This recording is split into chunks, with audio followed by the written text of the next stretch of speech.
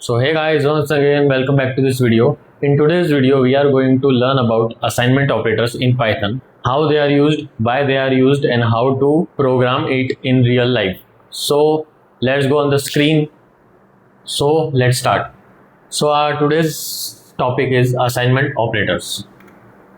तो सबसे पहले हम जो सामने स्क्रीन है उसको समझते हैं. असाइनमेंट ऑपरेटर्स, तो टोटल असाइनमेंट ऑपरेटर्स है equals, plus equals to, minus equals to, multiplication equals to, division equals to, modulus equals to and power equals to. ठीक है, तो सबसे पहले हम ये वाला पार्ट समझते हैं. अब यहाँ पे टोटल दो एलिमेंट्स है ए एंड बी और बीच में है इक्वल टू साइन. अब असाइनमेंट ऑपरेटर का मतलब है कि ए के वेरिएबल के अंदर हमने बी की वैल्यू को असाइन कर दिया. समझा? मतलब जो b की वैल्यू है वो a वेरिएबल को असाइंड है. और ये कैसे पॉसिबल है? जब हम एक असाइनमेंट ऑपरेटर यूज करेंगे. देखो यहाँ पे डेफिनेशन लिखा है b is stored in a variable a and b is assigned to a. मतलब पहले लाइन का मीनिंग है कि b की जो वैल्यू है वो वेरिएबल a के अंदर स्टोर्ड है, और जो दूसरी लाइन है उसका मीनिंग क्या है कि b is assigned two variable a. दोनों का मीनिंग सेम ही है. तो अब हम देखते हैं टोटल कितने टाइप्स के असाइनमेंट ऑपरेटर्स होते हैं. तो यहाँ पे है total 7 types of assignment operators. तो एक एक करके शॉर्ट में देखते हैं और फिर डिटेल में देखेंगे कि एक्चुअली हर एक असाइनमेंट ऑपरेटर का एग्जैक्ट क्या फंक्शन है. तो सबसे पहले इक्वल टू. इक्वल टू का मतलब है कोई भी वेरिएबल के अंदर एक वैल्यू को असाइन करना. मतलब देखो यहाँ पे ए है इक्वल्स टू बी, मतलब ए वेरिएबल के अंदर हमने बी वैल्यू को असाइन कर दिया. तो ये है इक्वल्स टू असाइनमेंट ऑपरेटर का फंक्शन. अब आते हैं सेकंड, प्लस इक्वल्स टू. अब ये जो प्लस इक्वल्स टू है ये देखो यहाँ पे एग्जांपल में देखेंगे तो a प्लस इक्वल्स टू 2. अभी के लिए सिर्फ आप एग्जांपल्स देखो, आगे जब हम डिटेल में पढ़ेंगे ना तब आपको समझेगा कि एक्चुअली यहाँ पे हो क्या रहा है. सेम वैसे ही माइनस इक्वल्स टू, इधर ये एग्जाम्पल, मल्टीप्लीकेशन इक्वल्स टू, यहाँ पे ये एग्जाम्पल, डिवीजन इक्वल्स टू, यहाँ पे ये एग्जाम्पल, मॉड्यूलस इक्वल्स टू, यहाँ पे ये एग्जाम्पल, और पावर इक्वल्स टू, यहाँ पे ये एग्जाम्पल. तो ये था हमारा असाइनमेंट ऑपरेटर का ओवरव्यू. अब एक एक करके देखते हैं कि एक्चुअली हर एक असाइनमेंट ऑपरेटर का फंक्शन क्या है. तो सबसे पहले हम आते हैं इक्वल टू असाइनमेंट ऑपरेटर पे. तो यहाँ पे क्या है, a इक्वल्स बी. इसका मतलब मैंने आपको समझाया कि a जो है वेरिएबल है और उस a वेरिएबल के अंदर b जो है वो वैल्यू है. तो a वेरिएबल के अंदर b की वैल्यू स्टोर्ड है. यहाँ पे लिखा है b is stored in variable a और b is assigned to a.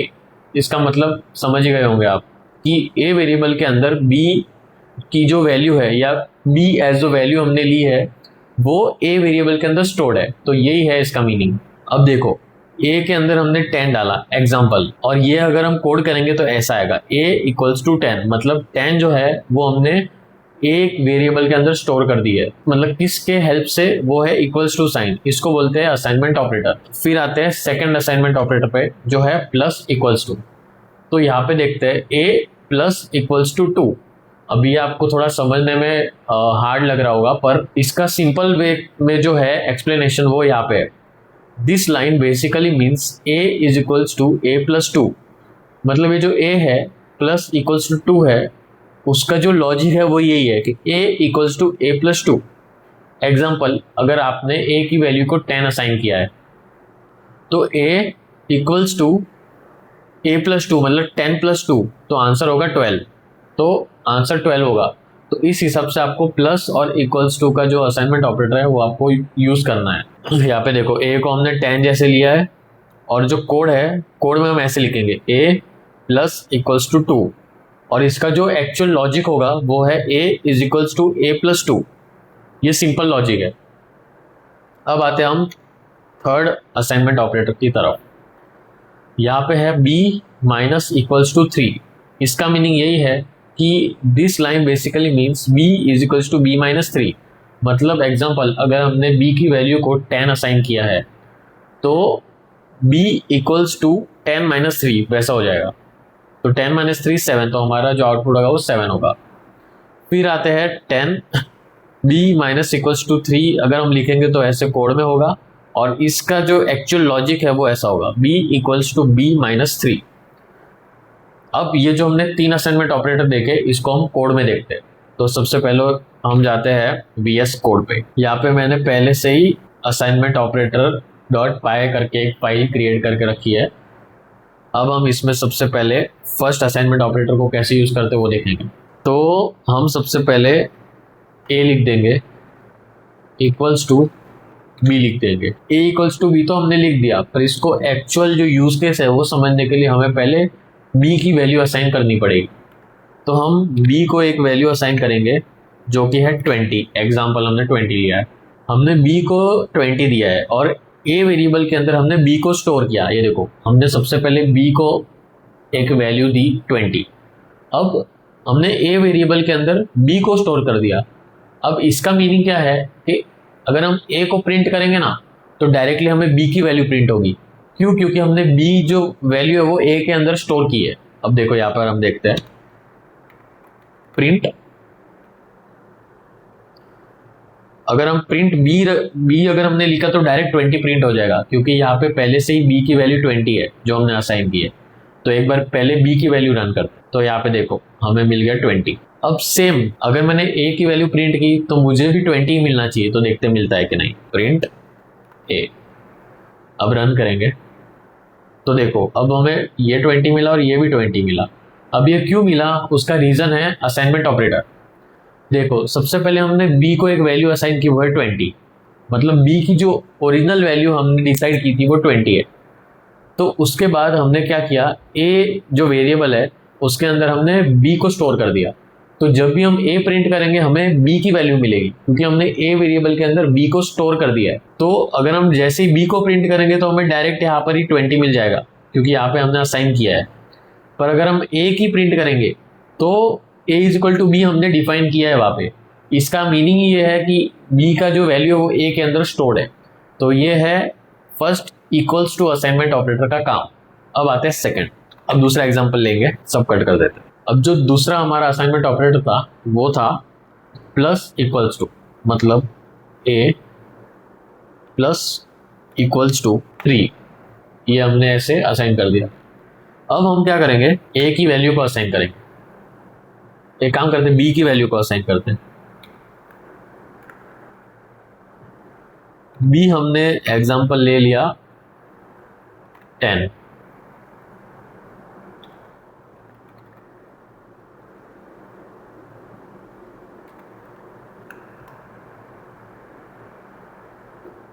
अब देखो जैसे हमने b को प्रिंट करवाया हमें आंसर क्या मिला, यहाँ पे 13। इसको फिर से कट करके एक अच्छा कड़क वाला एग्जांपल लेते हैं, ठीक है। हम सबसे पहले एक वेरिएबल क्रिएट करेंगे num की जो वैल्यू हम देंगे वो होगी 10। मतलब अब हमारा नंबर 10 है। अब हम नंबर नहीं, नम जो हमने वेरिएबल लिया था num equals to plus equals to 4। ये प्लस इक्वल्स टू है वो हमारा असाइनमेंट ऑपरेटर है, सेकंड वाला जो अभी हम इसमें पढ़ रहे हैं। ये हमने यूज कर लिया। अब इसका हम बेसिक देखते हैं। इसका जो बेसिक या सिंप्लीफाइड वर्जन है वो कैसे है, इसको हम कमेंट करेंगे हैश। अब ये जो नम प्लस इक्वल्स टू 4 है, इसका सिंप्लीफाइड वर्जन में मीनिंग कुछ ऐसा है, नम इक्वल्स टू नम प्लस 4। तो ये है इसका सिंप्लीफाइड वर्जन। मतलब नम जो वेरिएबल है उसमें ही नम की जो वैल्यू है वो हमने 10 लिए, तो 10 प्लस 4 क्या होगा 14। मतलब नम इज इक्वल्स टू 14, ठीक है। मतलब नम जो वेरिएबल है उसके अंदर 14 प्रिंट होके हमें आना चाहिए। अगर 14 प्रिंट होके हमें आया, इसका मतलब है कि हमारा जो कोड है या जो प्रोग्राम है वो 100% करेक्ट है। तो हम प्रिंट करते हैं। हम ये वाला प्रिंट नहीं करेंगे क्योंकि ये तो सिंप्लीफाइड वर्जन है। ये जो पार्ट है कमेंट वाला वो मैंने लिखा है ताकि आपको ये वाला समझा सकूं, ठीक है। तो अब हम इसमें डायरेक्ट नम प्रिंट कर देंगे। अब आप थोड़ा सिंपल मैथ्स लगाओ। नम की वैल्यू है 10 और उसमें अगर हमने प्लस 4 कर दिया तो आंसर 14 हो जाएगा। तो अब हम इसको रन करते हैं। ये डिलीट कर देता हूँ पहले का ये। अब इसको रन, तो देखो आंसर हमें 14 मिला। मतलब हमारा जो कोड है वो एकदम परफेक्ट चल रहा है। तो ये था हमारा सेकंड असाइनमेंट ऑपरेटर। और उसका काम। अब हम आते हैं हमारे थर्ड असाइनमेंट ऑपरेटर पे। हम जो कोड है वो ये रखेंगे, बस उसमें साइन चेंज कर देंगे, क्योंकि हमारा जो थर्ड असाइनमेंट ऑपरेटर है वो है माइनस इक्वल्स टू, तो हम प्लस के जगह बस माइनस रख देंगे। अब नॉर्मल मैथ्स लगाओ, 10 माइनस 4 कितना होता है 6, और अगर हमको आउटपुट में 6 आ गया मतलब हमारा कोड एकदम क्लियर है। तो देखो हमें आउटपुट में आ गया 6। तो ये था equals to, plus equals to और minus equals to assignment operator का यूज और फंक्शन। अब हम आगे के 4 देखेंगे। अब जाते हैं हम सीधा हमारे स्लाइड पर, यहाँ तक हमने कर दिया। अब आगे देखेंगे। अब आते हैं मल्टीप्लिकेशन इक्वल्स टू। अब यहाँ पे क्या है, सी मल्टीप्लिकेशन इक्वल्स टू 2। इसका बेसिक मीनिंग है कि c is equals to c multiplied by 2। अब एग्जाम्पल यहाँ पे लिया है 20। कोड में अगर हमें लिखना है तो हम c मल्टीप्लाइड इक्वल्स टू 2 करेंगे, और इसका जो सिंप्लीफाइड वर्जन है वो है c equals to c multiplied by 2। समझा? तो ये एकदम सिंप्लीफाइड वर्जन। इसमें क्या होता है, c वेरिएबल के अंदर c मल्टीप्लाइड बाई 2 की जो वैल्यू वो स्टोर हो जाती है। अब जाते हैं नेक्स्ट, वो है डिवीजन इक्वल्स टू। तो इसमें भी सेम है, d equals to d divided by 5, और यहाँ पे d की वैल्यू हमने 15 है, 15 ली है। कोड जो है हम इस टाइप से लिखेंगे, और इसका जो सिंप्लीफाइड वर्जन है वो इस टाइप से। अब आते हैं हम मॉड्यूलस पे, मतलब रिमाइंडर देता है। इसका भी सेम है, मॉड्यूलस इक्वल्स टू 2। तो e की जो वैल्यू है वो 6 है, e मॉड्यूलस इक्वल्स टू 2 हम ऐसे कोड में लिखेंगे, और इसका जो सिंप्लीफाइड वर्जन है वो ये है, e equals to e modulus 6। समझा? और हमने 6 क्यों लिखा, इसका मीनिंग क्योंकि हमने e की वैल्यू 6 ली थी ना, तो e परसेंटेज 2, ठीक है, तो इस टाइप से ये होगा।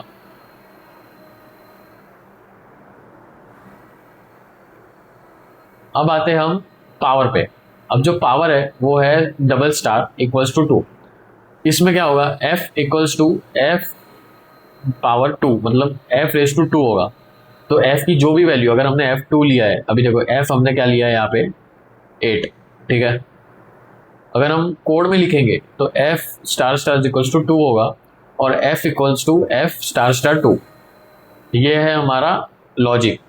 पर एक्चुअल में जो बैकएंड पे वो क्या होगा, f की वैल्यू 8 से रिप्लेस हो जाएगी, तो 8 रेस टू द पावर 2 हो जाएगा। समझा? तो ये था हमारा लास्ट। अब इन चारों को हम कोड में देखते हैं। तो क्या था, एक तो multiplication equal to, divide equal to, modulus equal to और पावर इक्वल टू। अब हम फिर से जाते हैं हमारे VS कोड पे। सबसे पहले हम देखेंगे मल्टीप्लिकेशन इक्वल टू। तो क्या था उसका, c मल्टीप्लिकेशन इक्वल टू 3। हम एग्जाम्पल 3 ले लेते हैं। सबसे पहले हम यहाँ पे c की वैल्यू डिफाइन करेंगे। c की वैल्यू क्या लेनी है, चलो 5 ले लेते हैं, 5। अब इसका लॉजिक मैं समझाता हूँ इधर कमेंट में। c equals to c multiplied by 3, ये है हमारा logic. c multiplied equal to 3, इसका लॉजिक ये है कि c वेरिएबल के अंदर c इंटू 3 की वैल्यू स्टोर हो जाएगी। इसका मतलब c की वैल्यू क्या है 5, तो 5 इंटू 3, 5 3 जा 15। अगर हमने ये c की वैल्यू अगर हमने प्रिंट की और अगर हमें 15 मिला, मतलब हमारा कोड एकदम 100% शॉर्ट कंप्लीट है। तो प्रिंट c, ये डिलीट कर देता हूँ पहले के आउटपुट से, रन। तो देखो हमें आउटपुट में आ गया 15। तो यही था हमारा मल्टीप्लिकेशन इक्वल्स टू का असाइनमेंट ऑपरेटर का एक्चुअल वर्क। अब सेम मल्टीप्लिकेशन इक्वल्स टू के जगह हम डिवाइड की साइन डालेंगे, तो वो डिवाइड इक्वल्स टू हो जाएगा। तो अब डिवाइड जैसे मैंने डाला तो यहाँ पे क्या होगा, c इक्वल्स टू, यहाँ पे भी डिवाइड, ठीक है। अब देखो c equals to c divide by 3। अब हम यहाँ पे 5 लेंगे तो वो मतलब परफेक्टली डिवाइड नहीं होगा, हम यहाँ पे 15 ले लेते हैं, ठीक है। तो जब 15 डिवाइड बाई 3 होगा तो आंसर क्या आएगा 5, क्योंकि 3 5 जा 15 होता है, तो आंसर 5 आना चाहिए। और अगर आंसर 5 आ गया मतलब हमारा कोड कंप्लीट है। रन, देखो यहाँ पे आंसर आ गया 5.0। तो ये हमारा कंप्लीट हो चुका है। अब हम जाते हैं हमारे नेक्स्ट, जो कि है मॉड्यूलस इक्वल्स टू। यहाँ पे भी सेम लॉजिक लगेगा, मॉड्यूलस आ जाएगा। अब मॉड्यूलस मतलब एग्जाम्पल हम यहाँ पे लेते हैं 20 और यहाँ पे लेते हैं हम 5। तो अब 20 है वो 5 से डिविजिबल है, तो हमारा जो मॉड्यूलस का मतलब जो सी का आंसर आना चाहिए वो 0 होना चाहिए। नॉर्मल मैथ्स अगर हम करेंगे 20 डिवाइड बाई 5 करेंगे तो जो रिमाइंडर में आता है वो 0 0 ही आएगा, क्योंकि कंप्लीटली डिविजिबल है। तो अगर हम इसको रन करेंगे तो यहाँ पे देखो आंसर 0 आ गया। मतलब ये वाला पार्ट भी हमारा एकदम परफेक्ट है। अब फाइनल जाते हैं हम पावर की तरफ, जिसमें डबल स्टार यूज होता है, स्टार स्टार। यहाँ पे भी सेम है, स्टार स्टार। जब भी मैं आपको ये रन करने बोलूँ ना, पहले आप इसका ये लॉजिक समझ लो कि ये ऐसा है, इसके पीछे का लॉजिक ऐसा है, मतलब एक्चुअली ये ऐसे वर्क करता है। तो यहाँ पे देखो क्या है, हम ये थोड़ा कम कर लेते हैं, नहीं तो बहुत ज़्यादा पावर बढ़ जाएगा। सी की वैल्यू हमने ली 2 और यहाँ पे हम लेते हैं 2 ही ले लेते हैं। तो मतलब 2 का स्क्वायर क्या हो गया 4, तो आंसर 4 आना चाहिए। तो यहाँ पे भी हम 2 ले लेते हैं 2। अब हम करते हैं रन। तो यहाँ पे लॉजिक समझा देता हूँ। सी इक्वल्स टू सी की वैल्यू क्या 2 और 2 के पावर में 2 है, मतलब 2 2, तो 2 स्क्वायर हो गया, तो 2 2 4। तो आंसर हमें आना चाहिए 4। ये डिलीट कर देता हूँ, अब आंसर आएगा हमें 4। देखो अगर 4 आंसर आया मतलब आपका कोड एकदम कंप्लीट नेक्स्ट लेवल रन हो रहा है। और आपको बस थोड़ी सी प्रैक्टिस की ज़रूरत है ताकि आपको ये सारे सिंटेक्स याद रहे। आप इस सिंटेक्स बैठ के रटो मत, आप सिर्फ क्या करो, प्रैक्टिस करते जाओ। जैसे जैसे आप कोड प्रैक्टिस करते जाओगे उसका कंसेप्चुअल, उसका थियोरिटिकल और उसका लॉजिकल लेवल अगर आपको समझा तो आपको सिंटेक्स ऑटोमेटिकली उंगलियों पर ही याद हो जाएगा। तो आप बार बार उस सिंटेक्स को रटने की ट्राई मत करो, उसको बस प्रैक्टिस करो, जितना हो सके आप कोड करो, तो आपको ऑटोमेटिक वो सिंटेक्स आपके सबकॉन्शियस माइंड में फिट हो ही जाएगा। तो आपको ज़्यादा लोड लेने की ज़रूरत नहीं है, बस जितना प्रैक्टिस कर पाओगे उतना प्रैक्टिस करो।